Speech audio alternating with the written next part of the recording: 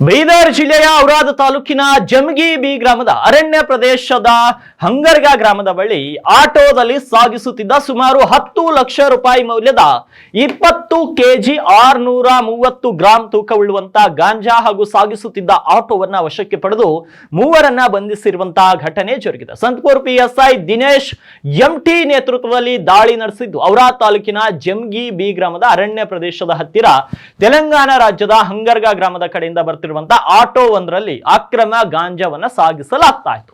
ಆಟೋದಲ್ಲಿದ್ದ 2 ಬ್ಯಾಗ್ಗಳು ಪರಿಶೀಲನೆ ನಡೆಸಿದಾಗ ಅದರಲ್ಲಿ ಒಂದು 10,31,500 ರೂಪಾಯಿ ಮೌಲ್ಯದ 20 ಕೆಜಿ 630 ಗ್ರಾಂ ತೂಕವಿಡುವಂತಹ ಗಾಂಜಾ ಪತ್ತೆ ಆಗಿದೆ. ಇನ್ನು ಗಾಂಜಾ ಹಾಗೂ ಒಂದು 80,000 ರೂಪಾಯಿ ಮೌಲ್ಯದ ಆಟೋವನ್ನು ಕೂಡ ವಶಕ್ಕೆ ಪಡೆಯಲಾಗಿದ್ದು ಮೂವರನ್ನ ಬಂಧಿಸಿದ್ದಾರೆ.